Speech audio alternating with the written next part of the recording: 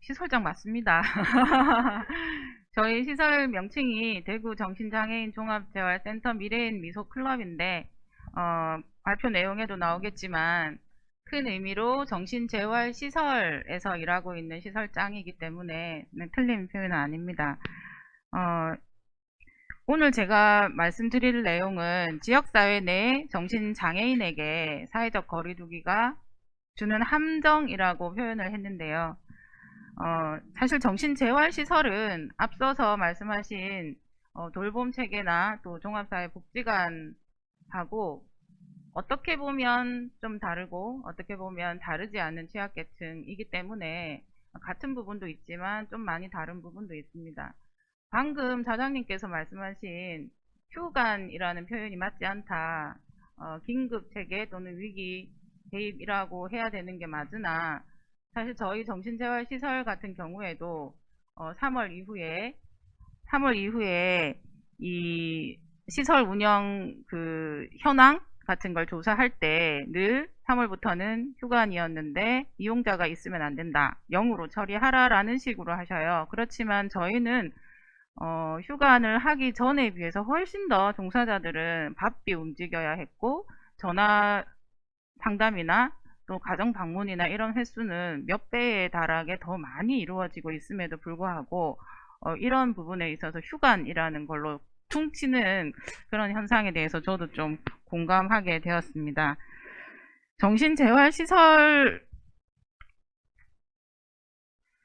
정신재활시설에서 갖는 이번 코로나19와 관련된 운영 현황이나 또 고충 이런 부분들에 대해서 오늘 짧은 시간이지만 조금 나눠보고자 합니다. 정신재활시설은 정신질환자라고 법령에는 표현이 되어 있습니다만 저희는 이제 정신장애인이라고 표현합니다. 또는 정신과 치료를 받고 있는 지역 주민들이 정신재활시설을 이용하시는 분들인데 사실 정신과 진료를 받고 계신 분들이 치료라고 하면 병원에 가서 약을 처방받아서 약물 치료와 재활 치료가 병행해서 회복에 이르도록 돕는다라고 되어 있습니다.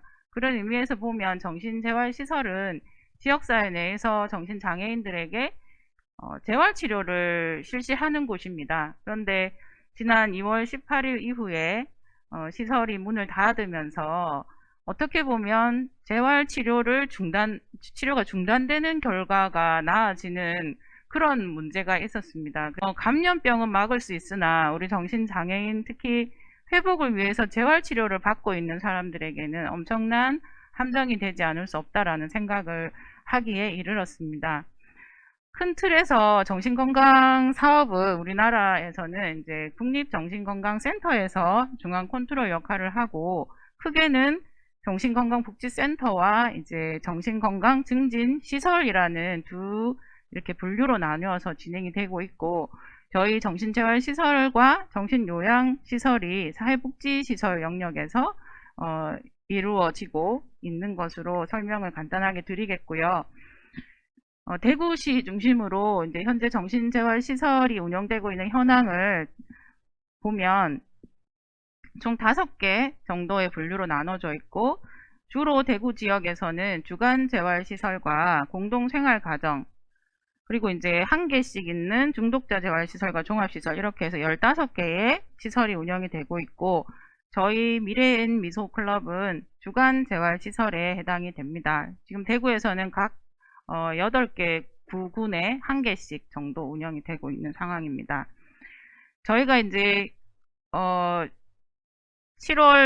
1일부터 다시 이렇게 문을 일시적으로 열게 되면서 저희 시설장들과 몇몇 이제 종사자분들이 너무너무 힘들고 지쳐있는 상황들 그런 상황에서 우리 좀 이제쯤은 좀 모여서 좀 얘기 좀 하자. 이래서 저희가 얼굴을 마주하고 어떤 어려움이 있었고 어떻게 살아왔고 또 앞으로 어떻게 해야 되는 것인가 그리고 서로 좀 토닥거리기도 하고 하기 위해서 한번 모여서 이야기를 나눈 것을 오늘 좀 정리를 하는 걸 여러분들과 공유하는 걸로 발표를 준비했는데요. 첫 번째로 사회적 거리두기 가 어떤 함정이 있었나 제가 이제 함정이라는 표현을 하면서 좀 나눠보자라고 했더니 이제 많은 이야기들이 오갔지만 거기에서 주로 이렇게 정리되는 핵심 키워드는 이런 것들이 있었습니다. 많죠. 이런 것들이 있었는데 여기에서 이제 조금 액팅아웃이 어떻게 일어났나 나오지도 않는데, 그런데 저희 이제 시설들 중에는 공동생활가정과 종합재활시설에서 생활시설과 함께 이제 이용시설이 결부되어 있는 비콘이라는 시설이 있습니다. 이 같은 경우에는 24시간 그 시설 안에서 생활을 해야 하니까 당사자들 간에도 그렇고 당사자와 종사자들 간에도 그렇고 이런 문제들이 있었고요. 저희 센터 같은 경우에는 음주 문제가 좀 심각했습니다. 그래서 그동안에 음주와 관련된 관리를 하기 위해서 최선을 다해 왔었는데 이제 댁에서 오랜 시간을 지내야 하다 보니 또 혼자 계시는 분들 같은 경우에는 음주 문제에 상당히 노출이 되어서 다시 증상이 재발하게 되고 약물 관리가 안 되는 그런 경우들이 있었고요. 실제로 저희 그 센터 회원들만을 대상으로 그 3월에서 지난 이제 올해 그 재입원 경향을 이렇게 좀 보면 작년 한 해에 비해서 재입원 비율이 거의 배에 가깝습니다. 지난해 같은 경우에는 3월에서 5월 사이, 7월 사이에 2명 정도 재입원 케이스가 있었는데요. 올해 같은 경우에는 거의 10명에 가깝게 재입원을 하고 있는 것이 실질적인 현상이었고, 또 좀 전에 말씀 나눈 것 중에 가정 내의 문제점 이런 부분들이 있었는데, 실제로 재입원을 했는 케이스들 중에서 보니까 부모님과 동거하고 있는 경우에 재입원을 하는 경우가 더 많았다는 게 좀 놀라웠습니다. 그나마 혼자 계신 분들보다는 보호자, 특히 부모님과 함께 있다면 식생활이나 이런 부분들이 지원이 되니까 좀 낫지 않을까 하는 생각을 했었는데요. 의외로 이것이 또 함정이었습니다. 보호자로부터 받는 스트레스, 그리고 보호자가 느끼는 스트레스, 이런 것들이 당사자들을 다시 뭐 동의 입원으로 내몰리거나 입원을 해야 하는 상황으로 만들어지는 그런 경향들을 보면서 놀라운 생각을 했었고, 저희가 이제 3월 말쯤에 사회적 거리두기가 한 달 정도 좀 지나면서 우리 회원들 어떻게 심리적으로 어느 정도의 불안감이나 스트레스나 이런 부분들을 말로 그래도 일주일에 한 번씩 얼굴을 뵙긴 했지만 실제로 조사를 해보니까 처음에 한 달 정도 지났을 때는 생각보다는 불안도가 그렇게 크지 않았어요. 심하게 불안하거나 불안함이 있다라고 느끼는 분들 비율이 크지 않았는데, 저희가 이제 그렇지만 그래도 심하게 불안을 느끼는 분들이 계셔서 이제 4월부터는 저희가 심리 방역 프로그램이나 쯤에 다시 조사했을 때는 심하게 불안을 느끼는 경우들이 많이 낮아졌어요. 그래서 이게 저희가 그래도 일주일에 한 번씩 꼭꼭 만나고 매일매일 전화하고 하는 것들이 효과가 있구나라고 생각을 했었는데, 코로나19가 더 장기화되었고 이제 6월까지 거의 저희가 문을 닫고 있었거든요. 그래서 그러다 보니 이제 우리 당사자분들도 이게 장기화되고 언제 다시 센터에 이전처럼 자유롭게 갈 수 있게 될지를 모르게 되면서 이 불안도가 훨씬 더 올라갔고, 국립 트라우마 센터의 자가진단을 활용해서 해본 결과 거의 지금 심하게 불안한 상태, 그리고 불안한 상태라고 대답한 분들이 반수가 넘었거든요. 훨씬 많은 숫자가 불안함을 느끼고 있었고, 외상후 스트레스 같은 경우에도 거의 지금 심한 수준에 이르는 분들이 거의 70%가 넘고 있거든요. 그래서 이런 부분들을 봤을 때 우리 회원들이 이대로 괜찮을까? 저희 시설 같은 경우에는 이용자 등록 정원이 45명 정원인데 실제 이용하시는 분들은 거의 한 60명, 70명 가까이 되십니다. 이분들의 이제 비율로 적용해서 봤을 때 이렇게 이제 장기화되고 어려움이 이렇게 커질 경우에 그동안 병원을 퇴원해서 재활시설을 이용하면서 재활치료를 위한 노력들을 열심히 해서 어느 정도 회복기에 있고 이제 지역 내에서 주변 이웃들과 어울려서 좀 동네 사람으로 그래도 역할을 하면서 살아가기 시작하는 이 무렵에 다시 이 재활치료로 인해서 얻었던 기능들이 다시 없어지는, 그래서 다시 처음부터 시작돼야 되는 이런 상황들이 되기에 이르렀습니다. 그래서 그러면 우리가 뭘 좀 해야 되나, 우리에게 이게 지금 필요한 건 뭐냐라는 거에 대한 우리 종사자분들과 다른 시설의 시설장님들이 나눈 이야기들 속에서 중요한 키워드들은 이런 것들이었습니다. 아마도 사회복지관들의 이제 물품이 너무 많이 왔었다, 공장처럼 돌아갔다라는 말씀을 하셨잖아요.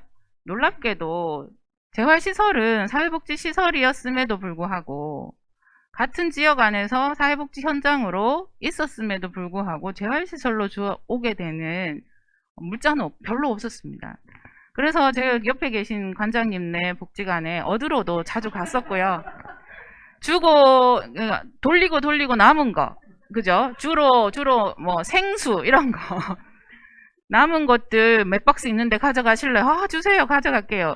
저희 이제 그런 거 얻으러 다니고, 또 이제 구청에 물건들 좀 오면 저희 것도 좀 챙겨주시면 안 돼요? 이래서 또 이렇게 암암리에 옆에 이렇게 짱 박아 놓으면 저희가 또 가서 가지고 오고, 그리고 또 전화가 와서 가지고 오세요 해서 이제 월드컵 경기장에 막 가면 좋은 거 다 빼가고 이제 남은 거 저희가 가져오는 거예요. 근데 이런 문제들을 보면서 정신재활시설에 대한 인식이 사회적으로 너무 없는 거 아닌가. 그리고 똑같은, 어떻게 보면 좀 더 취약할 수 있는데 정신장애인에 대한 사회적인, 또 정부나 당국의 어떤 인식, 태도, 이런 것들이 너무 좀 없는 건 아닌가, 이런 부분들을 여기에서는 좀 더 많이 느낄 수 있는 이야기들이 나왔었고, 무엇보다도 정신장애인분들은 정보를 얻는 부분에 있어서도 정말 취약하구나 하는 걸 느꼈어요. 저희 이용자들 대상으로 조사했는 결과에서도 코로나 감염병이나 이런 거에 대해서 어디서 주로 정보를 얻느냐라고 얘기하니까 우리 대부분 스마트폰에서 많이 얻지 않나요? 스마트폰을 활용해서 인터넷 매체나 이런 것들을 하는데 우리 이용자분들은 거의 80% 가까이가 TV를 통해서만 얻고 있었습니다. TV라는 매체가 거의 일방향 매체이고, 그리고 본인이 선호하는 채널, 그 채널이 어느 채널일지 모르지만 주로 켜놓는 그 채널에서 나오는 이야기들만 주로 듣게 되는 거죠. 그러니까 뭐 좀 편향될 수도 있고 너무 극단적일 수도 있고, 이런 정보들을 들으면서 불안감과 이제 스트레스를 키우고 있었던 거죠. 그래서 이런 문제들이 좀 있었고, 또 정신장애인분들께서 기저질환을 갖고 계신 경우가 많습니다. 처음에 2월 달에 이제 청도 대남병원에서 많은 수의 그 이제 정신과 병동에서 확진자가 발생하면서 희생되는 분들이 많으셨잖아요. 이제 이것 때문에 또 너무 두려운 거예요, 우리 이용자분들은. 그래서 실제로 한번 질문을 해보니까 거의 반 정도가 기저질환을 가지고 계셨고, 그 반 정도에서 한 상당 부분이 당뇨나 고혈압, 우리 이제 많이 돌아가신 실제로 이제 정신과 증상에 관해서도 집에만 있으면서 이게 재발 징후를 느꼈다라고 대답하는 경우가 50%가 너무 가까이 됐었고요. 그러면 그랬을 때 주치의 선생님하고 상의를 할 수 있었느냐, 제대로 이제 약은 제대로 챙겨 먹었느냐라는 질문에 대해서는 만날 수가 잘 없었는 거죠. 심지어는 대구의료원 같은 병원을 이용하는 이용자분께서는 대구의료원이 이제 선별검사소고, 코로나 한참 이제 올라갈 때는 거기 일반적인 뭐 다른 병을 가진 분들은 가기도 어려운 데였잖아요. 그러니까 주치의 선생님이 가도 약을 뭐 한 달에 2번 가던 분들이 석 달치를 한꺼번에 받아온다든지 뭐 이런 식으로 되니까 이 관리가 참 어려웠다라는 부분들이 있었습니다. 그래서 저희가 이제 이런 필요성과 문제점들을 가지고 이제 오로지 문을 다시 열게 되기를 손꼽아 기다렸죠. 그래서 기다리면서도 저희는 좀 전에 복지관이나 우리 돌봄 체계에서도 하셨듯이 저희도 그냥 문을 닫고 가만히 있었던 게 아니라 나름의 창의성과 나름 가지고 있는 환경적인 요건들을 활용해서 정말 예술하듯이 매일매일 전화 모니터링이나 가정 방문은 기본이었고요. 뭐 초창기에는 저희가 직접 반찬을 만들어서 뭐 배달하기도 했고요. 그리고 좀 더 시간이 지나면서는 아까 말씀드린 그런 방역 물품들을 이제 좀 저희에게 조금씩 남은 거 떨어지는 물건들 모아서 좀 배달도 하고 가지러 오시라고 하고, 저희 센터는 그래도 환경이 좀 괜찮아서 센터 앞에 작은 공원이 있습니다. 그래서 공원으로 매주 일주일에 한 번씩 오시게 해서 심리 방역 프로그램들을 진행을 했었고, 이것이 상당히 효과가 있었습니다. 그래서 봄철이니까 뭐 고추 모종 심어서 집에 가서 옮겨 심어서 키워보자. 그리고 실제로 코로나 어떻게 내가 이겨내겠다 하는 다짐문을 쓰고 사진을 찍어보고 뭐 이렇게 다육이도 심고 하는, 그리고 같이 작은 낮은 산을 산책을 한다든지 이런 프로그램들을 해가면서 시간을 보냈고요. 그리고 이제 뭐 이런 프로그램, 그리고 5월달 들어서는 저희도 이게 너무 길어지겠다, 장기화 되겠다라고 생각하면서 이제 온택트 프로그램을 위해서 저희도 이제 IT 교육도 해보고 줌 프로그램으로 해보기도 했어요. 근데 이게 뭐 크게 그렇게 활용하거나 여기에 접근할 수 있는 물리적 환경을 갖고 계신 분이 많지 않아서 힘은 들었고요. 그리고 이제 7월 1일부터는 저희가 8월 15일 이전까지 거의 한 달 반 정도는 저희가 이제 앞에서 느낀 여러 가지 것들을 좀 회복해 볼 수 있는 프로그램들을 계획해서 운영을 했고, 실제로 일주일에 3번 이렇게 뭐 오전반, 오후반, 오후 2반 이렇게 해서 이제 하루에 1시간 정도만이라도 오셔서 프로그램을 좀 해보자라는 것들로 진행을 했었고, 이제 그런 프로그램을 통해서 사실은 우리 이용자분들께서 상당히 많이 그 감염에 대한 두려움이나 그리고 스트레스나 또 뭐 외상후 스트레스 부분이나 불안감 등을 상당히 많이 다스리는데 도움이 됐었습니다. 그래서 지금 다시 저희가 8월 15일 이후에 또 지금 문을 닫고 있거든요. 근데 이전에 비해서 지금 우리 당사자분들의 불안도나 전화로 호소하는 문제들을 보면 훨씬 괜찮아졌어요. 그래서 그 한 달 반 정도의 그 프로그램이 뭔가 효과가 있구나라는 생각을 저희가 좀 하고 있고요. 그렇습니다. 그래서 이런 이제 프로그램들을 진행을 하고 있고, 마무리하면서 인권적인 측면에서 제가 좀 바라봤으면 좋겠다는 생각이 들더라고요. 이제 이제 세계인권선언이나 최근의 인권에서 보면 빈곤이라는 것이 이전의 빈곤과는 많이 다르고, 모든 사람들이 접근할 수 있는 것에 나는 접근하지 못하게 되면 나는 빈곤한 사람이다라는 개념이에요. 그리고 모든 사람이 대부분의 사람이 누리는 것을 누릴 수 있을 때 인권적으로 존중받는다라고 볼 수 있는데, 이런 측면들에서 봤을 때 앞서서 뭐 자원의 배분 문제라든지 그리고 IT와 관련된 이런 물리적인 환경이라든지 또 실제로 나는 환자여서 재활치료를 계속해야 하는데 재활치료를 할 수 있는 곳이 문을 닫아서 갈 수 없다라든지, 그래서 치료 기회를 박탈당한다든지 이런 문제는 인권적인 측면에서도 우리가 상당히 고민해 봐야 되는 문제가 아닌가 하는 생각을 하면서 자료에는 여러 가지 재원들을 좀 기재를 했지만 시간 관계상 조금 정리를 해 볼까 합니다. 말씀 들어주셔서 감사합니다. 수고하셨습니다.